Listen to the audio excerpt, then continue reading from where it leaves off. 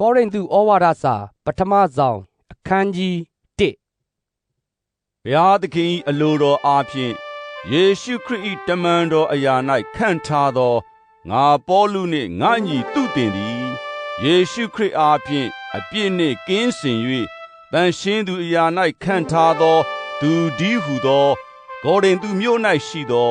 ဘုရားသခင်၏အသင်းတော်မှစ၍ခတ်သိမ်းသောအရပ်၌ငါတို့သခင်ယေရှုခရစ်ကိုပဌနာပြုသောသူအပေါင်းတို့ကိုကြားလိုက်ပါ၏ထိုသခင်သည်ငါတို့၏သခင်သာမဟုတ်သင်တို့၏သခင်လည်းဖြစ်တော်မူ၏သခင်ယေရှုခရစ်နှင့်ငါတို့အဖဒီဟုသောဘုရားသခင်အထံတော်ကယေရှုတော်နှင့်ညီသက်ခြင်းသည်သင်တို့၌ရှိပါစေသောအထက်ကခရစ်တော်၏သက်သေကိုသင်တို့တွင်တည်စေသည်ရှိသောသင်တို့သည်ထိုခရစ်တော်အားဖြင့်အရာရာ၌နှုတ်သက်သည့်ဉာဏ်သက်သည့်အပေါင်းနှင့်ကြွယ်ဝပြည့်စုံကြသည်ဖြစ်၍ယေရှုခရစ်အားဖြင့်သင်တို့အားပေးတော်မူသောဆုကျေးဇူးတော်ကိုငါထောက်၍သင်တို့အကြောင်းကြောင့်ငါဖျားသခင်၏ကျေးဇူးတော်ကိုအစဉ်မပြတ်ချီးမွမ်း၏ထိုကြောင့်သင်တို့သည်ငါတို့သခင်ယေရှုခရစ်၏ပေါ်ထွန်းတော်မူခြင်းကိုမျှော်လင့်၍နေစဉ်ဆုတော်တစ်စုံတစ်ခုမျှမလျော့ဘဲစုံလင်လျက်ရှိကြ၏သင်တို့သည်ငါတို့သခင်ယေရှုခရစ်၏နေ့ရက်၌အပြစ်တင်စရာအခွင့်နှင့်ကင်းလွတ်မည်အကြောင်းသင်တို့ကိုအဆုံးတိုင်အောင်ခိုင်ခန့်မြဲမြံစေတော်မူလိမ့်မည်ငါတို့သခင်တည်းဟူသောသားတော်မြတ်သည်သခင်ယေရှုခရစ်နှင့်ဆက်ဆံခြင်းကျေးဇူးတော်ကိုသင်တို့အားပေးတော်မူသောဘုရားသခင်သည်တစ္ဆာနှင့်ပြည့်စုံတော်မူ၏ညီကိုတို့သင်တို့ရှိသည်များသည်စကားတညီတညွတ်တီးဖြစ်၍အချင်းချင်းမကွဲပြားဘဲစိတ်တော်တသံတမတ်တီရှိသည်နှင့်စေစစုံလင်ကြမည်အကြောင်းငါတို့သခင်ယေရှုခရစ်၏နာမတော်ကိုအမိပြု၍သင်တို့ကိုငါနိုးစော်တောင်းပန်ပါ၏အကြောင်းမူကားငါညီကိုတို့သင်တို့သည်အချင်းချင်းမသိရန်တွေ့ခြင်းရှိသည်ကိုခလောဤအိမ်သားအချို့တို့သည်ပြောကြ၏သင်တို့ကငါသည်ပေါလုတပည့်ဖြစ်၏ငါသည်အာပေါလုတပည့်ဖြစ်၏ငါသည်ကေဖတပည့်ဖြစ်၏ငါသည်ခရစ်တော်တပည့်ဖြစ်၏ဟုအသီးသီးပြောကြသောကြောင့်ငါဆိုရ၏ခရစ်တော်သည်ကွဲပြားသလောပေါလုသည်ငါတို့အတွက်လက်ဝါးကပ်တိုင်မှအသေးခံပြီလောသို့မဟုတ်သင်တို့သည်ပေါလု၏နာမ၌ဗတ္တိဇံကိုခံကြပြီလောကရိပုနှင့်ဂါယုမှတပါသင်တို့တွင်အဘယ်သူအားမျှဗတ္တိဇံကိုငါမပေးသည်ဖြစ်၍ဘုရားသခင်ကျေးဇူးတော်ရှိပါ၏တို့ဖြစ်၍ပေါလုသည်မိမိနာမ၌ဗတ္တိဇံကိုပေးသည်ဟုအဘယ်သူမျှဆိုစရာအကြောင်းမရှိတထေပံဤအိမ်သူအိမ်သားတို့အားလည်းဗတ္တိဇံကိုပေးပြီထိုမှတပါအခြားသောသူအားဗတ္တိဇံပေးသည်ကိုငါမမှတ်မိဗတ္တိဇံကိုပေးစေခြင်းကခရစ်တော်သည်ငါကိုစေလွတ်တော်မူသည်မဟုတ်ဧဝံဂေလိတရားကိုဟောစေခြင်းကစေလွတ်တော်မူ၏သို့တော်လည်းခရစ်တော်၏လက်ဝါးကပ်တိုင်ကိုအချီးနှီးမဖြစ်စေခြင်းကနှုတ်ပညာကိုအခွင့်မပေးဘဲနေတော်မူ၏အကြောင်းမူကားဆုံးရှုံးခြင်းသို့ရောက်သောသူတို့၌လက်ဝါးကားတိုင်တော်တရားသည်မိုက်သောတရားဖြစ်၏ကယ်တင်ခြင်းသို့ရောက်သောငါတို့၌ထိုတရားသည်ဖျားသခင်၏တန်ခိုးတော်ဖြစ်၏ကျမ်းစာလာသည်ကားပညာရှိတို့၏ပညာကိုငါဖျက်ဆီးမည်ဉာဏ်ကောင်းသောသူတို့၏ဉာဏ်ကိုလည်းငါပယ်မည်ဟုလာသည်ပညာရှိကအဘယ်မှရှိသနည်းကျမ်းပြုဆရာကအဘယ်မှရှိသနည်းယတနာ၌လေ့ကျက်သောဆရာကအဘယ်မှရှိသနည်းလောကီပညာကိုဖျားသခင်သည်မိုက်စေတော်မူသည်မဟုတ်လောအဘယ်သို့နည်းဟုမူကားဖျားသခင်ပညာတော်စီရင်သည်နှင့်အညီလောကီသားတို့သည်မိမိတို့ပညာအားဖြင့်ဖျားသခင်ကိုမသိဘဲနေကြသောအခါဖျားသခင်သည်ယုံကြည်သောသူတို့ကိုဒေသနာတော်မိုက်မဲခြင်းအားဖြင့်ကယ်တင်ခြင်းကစေတနာရှိတော်မူ၏ ยูดาห์လူတို့သည်နမိတ်လက္ခဏာကိုတောင်းတကြ၏ဟေလသလူတို့သည်ပညာကိုရှာတတ်ကြ၏ငါတို့မူကားလက်ဝါးကားတိုင်းမှာအသေးခံတော်မူသောခရစ်တော်၏အကြောင်းအရာကိုဟောပြောကြ၏ထိုအကြောင်းအရာသည်ကားယူဒအမျိုးသားထိမိ၍လဲเสียအကြောင်းဖြစ်၏တပါးအမျိုးသား၌က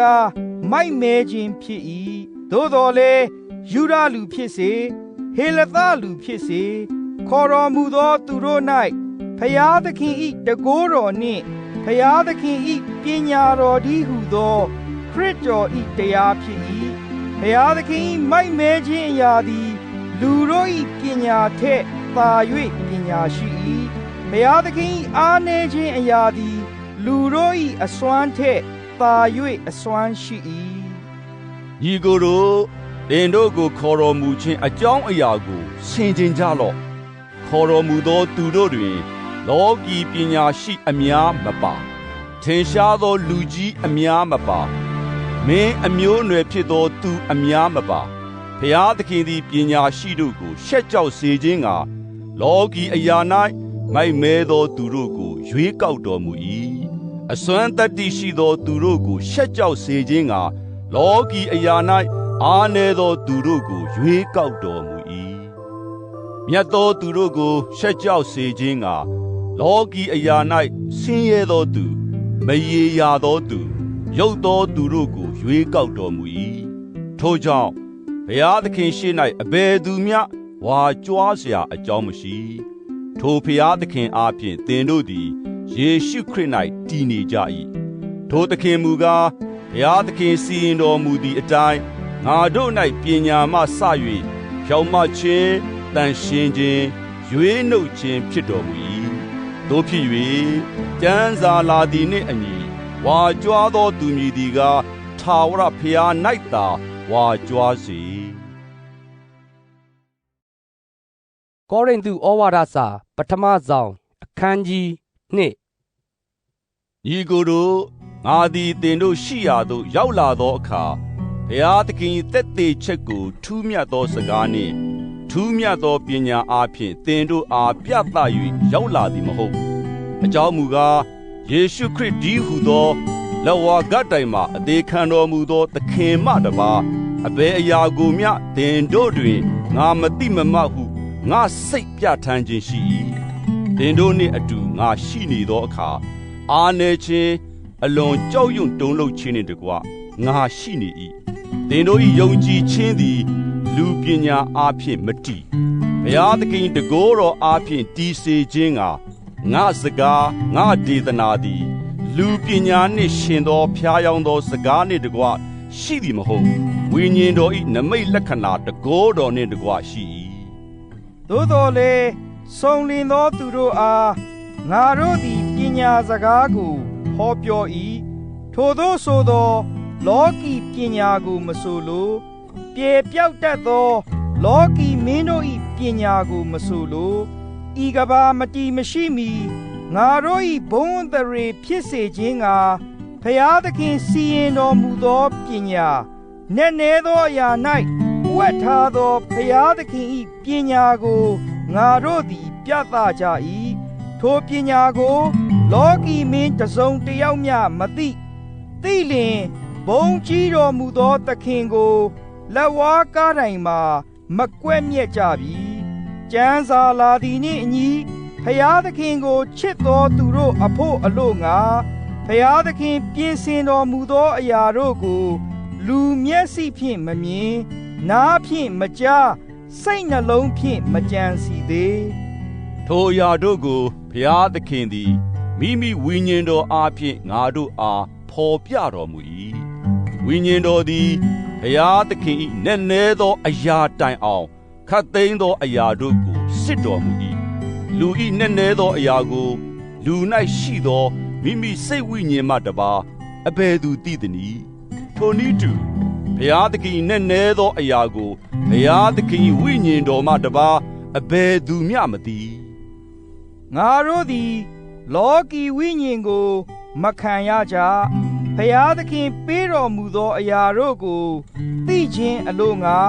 ဖျားသခင်ထံမှကြွလာသောဝိညာဉ်ကိုခံရကြပြီဖျားသခင်ပေးတော်မူသောအရာတို့ကိုငါတို့သည်လူပညာကိုအမိပြု၍နားလေသောစကားနှင့်မဟောတန့်ရှင်းသောဝိညာဉ်တော်သည်ဝိညာဉ်နှင့်ဆက်ဆိုင်သောအရာကိုဝိညာဉ်စကားအားဖြင့်ဖွင့်ပြ၍ပဲ့ပြင်တော်မူသောစကားနှင့်ငါတို့သည်ဟောကြ၏ဇာတိပဂတိလူသည်ဘုရားသခင်ဝိညာဉ်တော်အရာတို့ကိုမခံမယူထိုအရာတို့သည်မိုက်မဲသောအရာဖြစ်သည်ဟုထင်တတ်၏ထိုအရာတို့ကိုဝိညာဉ်အားဖြင့်သာပိုင်းခြား၍နားလည်နိုင်သောကြောင့်ဇာတိပဂတိလူသည်နားမလည်နိုင်ဝိညာဉ်လူမူကားထိုအရာအလုံးစုံတို့ကိုပိုင်းခြား၍နားလည်တတ်၏သို့တော်လည်းထိုလူကိုအဘယ်သူမျှပိုင်းခြား၍မသိနိုင်ထိုလူကိုသွန်သင်နိုင်မည်အကြောင်းအဘယ်သူသည်ထာဝရဘုရား၏စိတ်တော်ကိုသိသနည်းငါတို့မူကားခရစ်တော်၏စိတ်ကိုခံရကြ၏ကောရိန္သုဩဝါဒစာပထမဆောင်အခန်းကြီး3ညီကိုတို့အထက်ကငါသည်ဝိညာဉ်လူတို့အားဟောပြောတကဲ့သို့သင်တို့အားဟောပြောရသောအခွင့်မရှိဘဲဇာတိပဂတိလူတို့အား၎င်းခရစ်တော်၌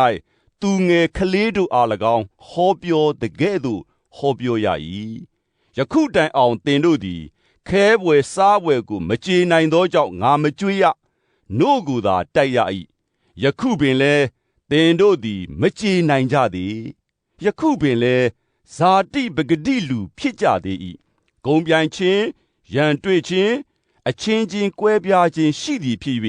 သင်တို့သည်ဇာတိပဂတိလူဖြစ်ကြသည်မဟုတ်လောလောကီထုံးစံအတိုင်းကျင့်ဆောင်ကြသည်မဟုတ်လောတယောက်ကငါသည်ပေါလုတပည့်ဖြစ်၏ဟူ၍၎င်းတယောက်ကငါသည်အာပေါလုတပည့်ဖြစ်၏ဟူ၍၎င်းအသီးအသီးပြောကြလျင်ဇာတိပဂတိလူဖြစ်ကြသည်မဟုတ်လောပေါလုကအဘယ်သူနည်းအာပေါလုကအဘယ်သူနည်းအခြားသောသူမဟုတ်ထာဝရဘုရားသည်အသီးအသီးတို့အားအခွင့်ပေးသနာတော်မူသည်နှင့်အညီသင်တို့ကိုယုံကြည်ခြင်းသို့ရောက်စေသောဓမ္မဆရာပေတည်းငါသည်စိုက်ပျိုးသောသူဖြစ်၏အာပေါလုသည်ရေလောင်းသောသူဖြစ်၏အပင်ကိုကြီးပွားစေသောသူကားဘုရားသခင်ပေတည်းစိုက်ပျိုးသောသူမတတ်နိုင်ရေလောင်းသောသူလည်းမတတ်နိုင်ကြီးပွားစေတော်မူသောဘုရားသခင်သာလျှင်တတ်နိုင်တော်မူ၏သို့တော်လည်းစိုက်ပျိုးသောသူနှင့်ရေလောင်းသောသူသည်တလုံးတဝတည်းဖြစ်၍အသီးသီးမိမိလုပ်သည့်အတိုင်းမိမိအကျိုးကိုခံရလိမ့်မည်ငါတို့သည်ဘုရားသခင်ထံ၌အလုံးလုပ်သောသူချင်းဖြစ်ကြ၏သင်တို့သည်ဘုရားသခင်၏ဥယျာဉ်တော်ဖြစ်ကြ၏ဘုရားသခင်၏ကျောင်းတော်တိုက်လည်းဖြစ်ကြ၏ဘုရားသခင်ကျေးဇူးတော်ကိုငါခံရသည်နှင့်အညီလိမ္မာသောဘိတုကာကဲ့သို့တိုက်မြစ်ကိုချပြီးအခြားသောသူသည်ထဆင့်၍တည်ဆောက်လေ၏တို့ရာတွင်အဘယ်သို့ထဆင့်၍တည်ဆောက်သည်ကိုလူတိုင်းသတိပြုပါစေအကြောင်းမူကားယေရှုခရစ်ဒီဟုသောချလျက်ရှိသောတိုက်မြစ်မှတပါးအခြားသောတိုက်မြစ်ကိုအဘယ်သူမျှမချနိုင်ထိုတိုက်မြစ်အပေါ်၌ရွှေငွေကြောက်ကောင်းတစ်သားမြက်ပင်ကောက်ရိုးများကိုထပ်ဆင့်၍တည်ဆောက်သောသူရှိသည်မြအသီးအသီးလှုပ်သောအလုတ်သည်ထင်ရှားလိမ့်မည်အဘယ်သို့နည်းဟုမူကားဖော်ပြချိန်နေ့ရက်သည်မီးအားဖြင့်ထင်ရှားစေလိမ့်မည်လူတိုင်းလှုပ်သောအလုတ်သည်အဘယ်သို့သောအလုတ်ဖြစ်သည်ကိုမီးသည်စစ်ကြောစုံစမ်းလိမ့်မည်ထိုတိုက်မြစ်အပေါ်၌ထဆင့်၍တည်ဆောက်သောအကျဉ်သူ၏အလုတ်သည်မြဲ၏ထိုသူသည်အကျိုးကိုခံရလိမ့်မည်အကျဉ်သူ၏အလုတ်သည်ကျွမ်းလောင်၏ထိုသူသည်အရှုံးခံရလိမ့်မည်သို့တော်လည်းမီးနှင့်လွတ်တကဲ့သို့သူသည်ကဲတင်ခြင်းသို့ရောက်လိမ့်မည်သင်တို့သည်ဖျားသခင်ဗိမာန်တော်ဖြစ်ကြသည်ကို၎င်းဖျားသခင်ဝိညာဉ်တော်သည်သင်တို့အထဲ၌ကျိန်းဝတ်တော်မူသည်ကို၎င်းမသိကြသလောအကျဉ်သူသည်ဖျားသခင်ဗိမာန်တော်ကိုဖျက်ဆီး၏ ထိုသူကိုဖျားသခင်ဖျက်ဆီးတော်မူလိမ့်မည်ဖျားသခင်ဗိမာန်တော်သည်တန့်ရှင်းရ၏သင်တို့သည်လည်းထိုဗိမာန်တော်ဖြစ်ကြ၏အဘယ်သူမျှကိုမလှည့်ပြားစေနှင့်သင်တို့တွင်အကျဉ်သူသည်ဤလောက၌ပညာရှိဖြစ်သည်ဟုကိုထင်၏ထိုသူသည်ပညာရှိအဖြစ်သို့ရောက်လိုသောငါလူမိုက်ဖြစ်ပါစေအကြောင်းမူကားလောကီပညာသည်ဖျားသခင်ရှေ့၌မိုက်မဲခြင်းဖြစ်၏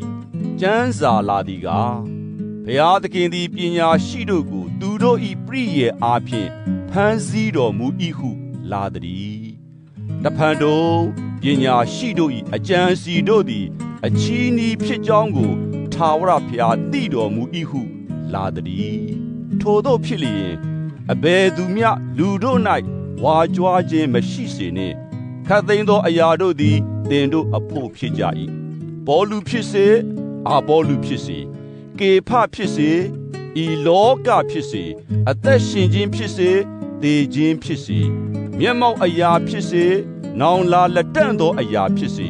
ခတ်သိမ်းသောအရာတို့သည်သင်တို့အဖို့ဖြစ်ကြ၏သင်တို့သည်လည်းခရစ်တော်အဖို့ဖြစ်ကြ၏ခရစ်တော်သည်လည်းဖျားသခင်အဖို့ဖြစ်တော်မူ၏ကောရိန္သုဩဝါဒစာပထမဆောင်အခန်းကြီး၄ခရစ်တော်၏အစေပါကဲ့သို့၎င်း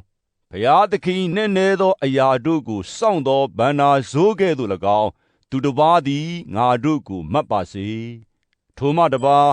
ဗန္နာဇိုးမည်သည်ကားတစ္ဆာရှိရမည်သင်တို့မှစ၍အခြားသောလူများတို့သည်ငါကိုတစ္ဆာမရှိဟုစီရင်တော်လဲငါသည်အမှုမထားငါကို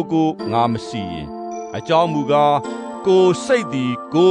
အပြစ်မတင်သို့တော်လည်းထိုအကြောင်းဖြင့်ငါသည်အပြစ်လူသည်မဟုတ်ငါကိုစီရင်သောသူကားထာဝရဘုရားပေတည်းထိုသောဖြစ်လျင်မှောင်မိုက်၌ဝတ်ထားသောအရာတို့ကိုပွင့်လင်းစေ၍စိတ်နှလုံးအကြံစီများကိုထင်ရှားစေလက်တန့်သောသခင်ဖျားကြွလာတော်မမူမီတိုင်အောင်အဘယ်အမှုကိုမျှအဆုံးအဖြတ်မစီရင်ကြနှင့်ကြွလာတော်မူသောအခါအသီးတို့သည်ဖျားသခင်ချီးမွမ်းတော်မူခြင်းကျေးဇူးကိုခံရကြလက်တန့်ညီကိုတို့သင်တို့သည်ကျမ်းစာကိုလွန်၍သူတစ်ပါးကိုမယိုသေးအပ်ဟုငါတို့ကိုထောက်၍နားလေစေခြင်းက၎င်းမာနစိတ်ထောင်လွှားသည်နှင့်တယောက်ကိုမိဝဲ၍တယောက်ကိုညှင်းဆန်ခြင်းမရှိစေခြင်းက၎င်းငါဆိုခဲ့ပြီးသောအချက်၌သင်တို့၏အကျိုးကိုထောက်၍ငါနှင့်အာပေါလုကိုပုံဆောင်လျက်ဆိုသည်ထိုမှတပါးအဘယ်သူသည်တင့်ကိုထူးခြားစေသနည်းသူတစ်ပါးလက်မှမခံမယူဘဲအလိုလျောက်ရသောအရာတစ်စုံတစ်ခုမျှသင်၌ရှိသလောသူတစ်ပါးလက်မှခံယူသည်မှန်လျင်မခံမယူတကဲ့သို့အဘယ်ကြောင့်ဝါကြွားသနည်းယခုတွင်သင်တို့သည်ကြွယ်ဝကြ၏ငွေရတတ်ကြ၏ငါတို့မရှိစဉ်တွင်စိုးစံကြ၏ငါတို့သည်သင်တို့နှင့်အတူစိုးစံရသောအခွင့်ရှိမိအကြောင်းသင်တို့ကိုအမှန်စိုးစံစေခြင်းကအလိုရှိ၏တတ်ဖို့ရာထားသောသူကဲ့သို့အခြားသောသူများနောက်၌တမန်တော်ဒီဟုသောငါတို့ကိုဖျားသခင်ထုတ်ပြတော်မူသည်ဟုငါထင်၏အကြောင်းမူကားငါတို့သည်လောကီသားများနှင့်ကောင်းကင်တမန်များမျက်မှောက်၌ပွဲဝင်သောသူဖြစ်ကြ၏ငါတို့သည်ခရစ်တော်၏အကြောင်းကြောင့်လူမိုက်ဖြစ်ကြ၏သင်တို့မူကားခရစ်တော်၌ပညာရှိဖြစ်ကြ၏ငါတို့သည်အားနည်းသောသူဖြစ်ကြ၏သင်တို့မူကားအစွမ်းတတ္တိနှင့်ပြည့်စုံသောသူအသေးရှိသောသူဖြစ်ကြ၏ငါတို့သည်အရှက်အကြောက်ခံရသောသူဖြစ်၍ယခုတိုင်အောင်အစားအသောက်ငတ်မွတ်ခြင်းအဝတ်နွမ်းပါခြင်းရိုက်ပုတ်ညှင်းဆဲခြင်းကိုခံရကြ၏နေရာမကျသောသူကိုလက်နှင့်ပင်ပန်းစွာလှုပ်ဆောင်ရသောသူဖြစ်ကြ၏ကဲ့ရဲ့ခြင်းကိုခံရသောအခါမေတ္တာပို့ကြ၏ညှင်းဆဲနှိပ်စက်ခြင်းကိုခံရသောအခါသီးခံကြ၏အတရေရှုပ်ကြခြင်းကိုခံရသောအခါတောင်းပန်ကြ၏ဤလောက၏အညစ်အကြေးကဲ့သို့၎င်း အယယထဲကလဲပစ်သောထမျက်ချေအမိုက်ကဲ့သို့၎င်းယခုတိုင်အောင်ဖြစ်ကြ၏သင်တို့သည်ရှက်စေခြင်းကဤသို့ငါရေးသည်မဟုတ်သင်တို့ကိုချစ်သားကဲ့သို့မှတ်၍တတိပေး၏သင်တို့တွင်ခရစ်တော်၏အကြောင်းကိုသင်ပေးသောဆရာ1000ရှိ냐တော်လဲအဖအများမရှိဧဝံဂေလိတရားအားဖြင့်ငါသည်သင်တို့ကိုယေရှုခရစ်၌ဖြစ်ဖွားစေပြီတို့ဖြစ်၍ငါကျင့်သည့်နည်းတူသင်တို့သည်ကျင့်ကြမည်အကြောင်းငါနိုးဆော်တောင်းပန်၏ထိုအကြောင်းကြောင့်သခင်ဖျား၌သစ္စာရှိသောငါ၏ချစ်သားတိမောသေကိုသင်တို့စီသို့ငါစေလွတ်၏ခတ်သိမ်းသောအရက်တို့၌ခတ်သိမ်းသောအသင်းတော်တို့ကိုငါသွန်သင်သည်နှင့်အညီငါသည်ခရစ်တော်၌ကျင့်သောအကျင့်ဓလေ့များကိုသင်တို့သည်မတ်မိစေခြင်းကသူသည်ပြသတိုက်တွန်းလိမ့်မည်ငါသည်သင်တို့စီသို့ကိုယ်တိုင်မလာဟုအချို့သောသူတို့သည်ထင်မှတ်သည်နှင့်မာနထောင်လွှားခြင်းရှိကြ၏သို့တော်လည်းသခင်ဖျားသည်အလိုတော်ရှိလျင်ငါသည်မြန်မြန်လာမည်လာသောအခါမာနထောင်လွှားသောသူတို့၏စကားကိုသိမှမည်မဟုတ်သူတို့၏တကိုးကိုသိမှမည်အကြောင်းမူကားဘုရားသခင်နိုင်ငံတော်သည်စကား၌တည်သည်မဟုတ်တကိုး၌တည်၏သင်တို့သည်အဘယ်သို့အလိုရှိသနည်းငါသည်နင်တန်နှင့်သင်တို့စီသို့လာရမည်လောသို့မဟုတ်မေတ္တာနှင့်၎င်းနူးညံ့သိမ်မွေ့သောစိတ်နှင့်၎င်းလာရမည်လောကောရိန္သုဩဝါဒစာပထမဆောင်အခန်းကြီး9မတရားသောမေထုံတာမညမဟုတ်အဖ၏မယားကိုသိမ်းယူခြင်းဒီဟုသောသာသနာပလူတို့တွင်ပင်မကြားရသောမေထုံ၌မိဝဲသောသူသည်သင်တို့တွင်ရှိကြောင်းကိုအနှံ့အပြားကြော်စောကြ၏ထိုသို့ပြုသောသူကိုသင်တို့အထဲမှနင်ထုတ်မိအကြောင်းစိတ်မသာညှိတွားခြင်းကိုမပြုမာနထောင်လွှားလျက်နေကြ၏ထိုကြောင့်ငါသည်ကိုယ်ခန္ဓာအားဖြင့်သင်တို့နှင့်ကွာလျက်ရှိတော်လဲဝိညာဉ်အားဖြင့်မကွာကိုယ်တိုင်သင်တို့နှင့်အတူရှိသကဲ့သို့ထိုသို့ကျင့်သောသူကိုယခုပင်ငါစီရင်ပြီစီရင်ချက်ဟူမူကားငါတို့သခင်ယေရှုခရစ်အခွင့်အားဖြင့်သင်တို့သည်ငါဝိညာဉ်နှင့်အတူစည်းဝေးပြီးမှငါတို့သခင်ယေရှုခရစ်၏တကိုယ်တော်ကိုအမိပြု၍ထိုသူ၏ဝိညာဉ်သည်ယေရှုခရစ်၏နေ့ရက်၌ကယ်တင်ခြင်းသို့ရောက်မည်အကြောင်းသူ၏ကိုယ်ခန္ဓာပျက်စီးဖို့ရာသူကိုစာရန်လက်သို့အနံကြစေဟုငါစီရင်၏သင်တို့၏ဝါကြွားခြင်းသည်မကောင်းမသင့်ဖြစ်၏အနှဲငယ်သောတစေးသည်မုတ်စိမ်းတပုံလုံးကိုဖောင်းကြွစေတတ်သည်ကိုမသိကြသလောသင်တို့သည်တစေးမဲ့ဖြစ်သည်နှင့်အညီအသစ်သောမုတ်စိမ်းဖြစ်မည်အကြောင်းဟောင်းသောတစေးကိုတုတ်တင်ပယ်ရှင်းကြလော့အကြောင်းမူကားခရစ်တော်တည်းဟူသောငါတို့ပတ္တခါသိုးတငယ်သည်ငါတို့အဖို့ရစ်ပူဇော်ရာဖြစ်၏ထိုကြောင့်ဟောင်းသောတစေးစိုးညစ်မိုက်မဲခြင်းတစေးတို့ကိုပယ်ပြစ်၍တစေးမဲ့မုတ်တီးဟူသောကြည်ပြူခြင်းသစ္စာစောင့်ခြင်းနှင့်ပွဲခံကြကုန်အံ့သင်တို့သည်မတရားသောမေထုံ၌မိဝဲသောသူတို့နှင့်မပေါင်းဖော်မီအကြောင်းအထက်ဩဝါဒစာ၌ငါရေးထားခဲ့ပြီထိုသို့ရေးထားသောမတရားသောမေထုံ၌မိဝဲခြင်းလောဘလွန်ကျူးခြင်းအနိုင်အထက်လူယူခြင်းရုပ်ထုကိုကိုးကွယ်ခြင်းအမှုကိုပြုသောလောကီသားတို့နှင့်အလင်းမပေါင်းဖော်ရဟုမဆိုလိုထိုသို့ဆိုလျင်သင်တို့သည်လောကီမှထွက်သွားရကြမည်ယခုမူကားညီအကိုဟုခေါ်ဝေါ်သောသူသည်မတရားသောမေထုံ၌မိဝဲခြင်းလောဘလွန်ကျူးခြင်းရုပ်ထုကိုကိုးကွယ်ခြင်းဆဲရည်ကဲ့ရဲ့ခြင်းတည်ရဲ့နှင့်ရစ်မှုခြင်းအနိုင်အထက်လူယူခြင်းမှစ၍ထိုသို့သောအမှုကိုပြုသောသူနှင့်မပေါင်းဖော်ရသည်သာမကထိုသူနှင့်အတူစားတောက်ခြင်းကိစ္စကိုမျှမပြုရဟုငါရေးထား၍ပညာ၏ပြင်လူတို့ကိုစီရင်ခြင်းအမှုနှင့်ငါသည်အဘယ်သို့ဆိုင်သနည်း အတွင်းလူတို့ကိုသင်တို့စီရင်ရသည်မဟုတ်လောပြင်လူတို့ကိုဖျားသခင်စီရင်တော်မူလိမ့်မည်သို့ဖြစ်၍ထိုဆိုးညစ်သောသူကိုသင်တို့အထဲမှနင်းထုတ်ကြလောကောရိန္သုဩဝါဒစာပထမဆောင်အခန်းကြီး6သင်တို့သည်အချင်းချင်းအမှုရှိလျင်တန်ရှင်းသူတို့ရှေ့၌တရားစီရင်ခြင်းကိုမခံဘဲသာသနာပလူတို့ရှေ့၌ခံဝတ်သောသူတစုံတစ်ယောက်ရှိသလောတန်ရှင်းသူတို့သည်လောကီနိုင်ငံကိုတရားစီရင်မည်ဟုမသိကြသလောသင်တို့သည်လောကီနိုင်ငံကိုစီရင်ရသည်မှန်လျင်အငယ်ဆုံးသောအမှုများကိုမစီရင်ထိုက်သလောငါတို့သည်ကောင်းကင်တမန်တို့ကိုတရားစီရင်မည်ဟုမသိကြသလောသို့ဖြစ်၍လောကီအမှုကိုစီရင်ထိုက်သည်မဟုတ်လောထိုကြောင့်သင်တို့သည်လောကီအမှုကိုစီရင်စရာရှိလျင်အသင်းတော်၌အသေးနည်းသောသူတို့ကိုတရားသူကြီးအရာ၌ခန့်ထားကြလော့ထိုသို့ဆိုသောသင်တို့ရှက်စေခြင်းကပြောဆို၏သင်တို့တွင်ပညာရှိတစ်စုံတစ်ယောက်မျှမရှိသလောညီအကိုချင်းတို့၏အမှုကိုစီရင်ဆုံးဖြတ်နိုင်သောသူတစ်စုံတစ်ယောက်မျှမရှိသလောညီအကိုချင်းတို့သည်တရားတွေ့သည်သာမကမယုံကြည်သောသူတို့ရှေ့၌ပင်တရားတွေ့ပါသည်တကားထိုသို့သင်တို့သည်အချင်းချင်းတရားတွေ့သည့်အမှုမှာအလွန်ကြီးစွာသောအပြစ်ရှိကြ၏တရားမတွေ့ဘဲညှင်းဆဲခြင်းကိုအဘယ်ကြောင့်မခံသနည်းကိုယ်ဥစ္စာရှုံးခြင်းကိုအဘယ်ကြောင့်မခံသနည်းထိုသို့သင်တို့သည်မခံဘဲ